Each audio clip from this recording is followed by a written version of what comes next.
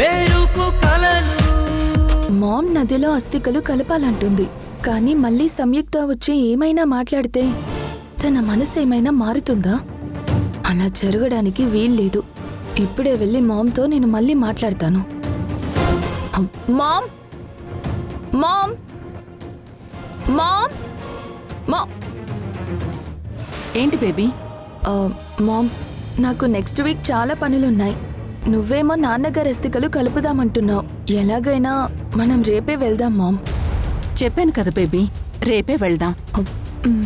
రేపే వెళ్ళి మీ నాన్నగారి అస్థికల్ని కలిపేద్దాం. కానీ అందుకు సంయుక్త ఒప్పుకోదు కదా మామ్. దాని గురించి ఏం ఆలోచించావు? ఎందుకు అన్నిసార్లు అడుగుతావు సౌందర్య? నేను నీకు చెప్పాను కదా, ఎవరు ఒప్పుకున్నా ఒప్పుకోకపోయినా ఖచ్చితంగా ఇది జరిగి తీరుతుందని. ఇంకేంటి సమస్య? అసలు సమస్యే సంయుక్త మామ్. మళ్ళీ వచ్చి కన్నీళ్లు పెట్టుకొని అమాయకంగా మొహం పెట్టుకొని నటిస్తూ, అమ్మా ఇవి నాన్నగారి ఆశయాలు, నాన్నగారి కోరికలు, అందుకోసమే పెట్టాను అనగానే నీ మనసెక్కడ కరిగిపోతుందేమోనని భయమేస్తుంది. భయమా? భయం ఎందుకు బేబీ? అలా అంటావేంటి మామ్? అసలు ఇన్ని అనార్థాలకి మనం ఇంత కష్టపడడానికి కారణమే ఆ అస్థికలని తెలిసినప్పుడు అవి కలపకుండా ఉంటే మరిన్ని ప్రమాదాలు వస్తాయనిపిస్తుంది. అందుకే వెంటనే వాటిని కలిపేయాలని నేననుకుంటున్నాను మామ్.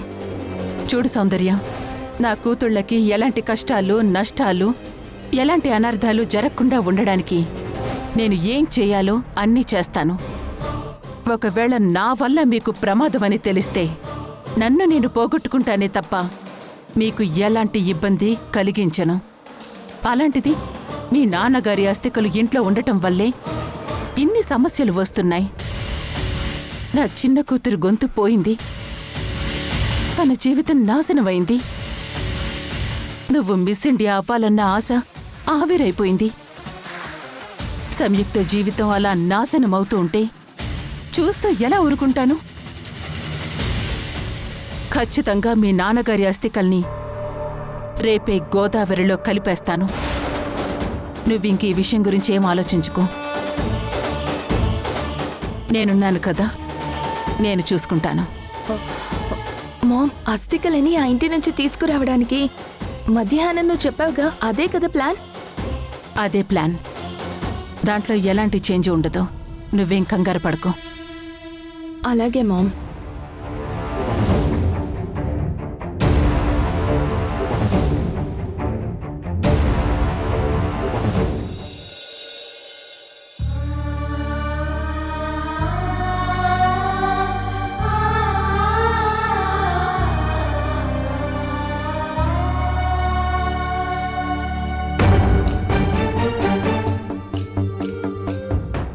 సంయుక్త, ఆ సుమిత్రాదేవి ఎంతకైనా తెగించేలా ఉంది. మొన్న మీ నల్లపూసల పూజ తర్వాత పగతో మరింత రగిలిపోతుంది. ఎలాగైనా సరే మన మీద పగ తీర్చుకోవాలనే పట్టుదలతో ఉంది. ఇలాంటి సమయంలో మనం మరింత జాగ్రత్తగా ఉండాలి. బామ్మ, మీరేం భయపడకండి. ఆ సుమిత్రాదేవి మనల్నేమీ చేయలేదు. నేనున్నాను. నిజంగా సుమిత్రాదేవి తెగిస్తే అంతకు రెండింతలు నేను ఆవిడతో పోరాడతాను. అంతే తప్ప తలదించుకునే ప్రసక్తే లేదు. ఆ సుమిత్రని అంత తక్కువ అంచనా వెయ్యకూడదు సంయు. చాలా ప్రమాదకారి. మొన్న చూసావుగా ఎంతకు తెగించిందో.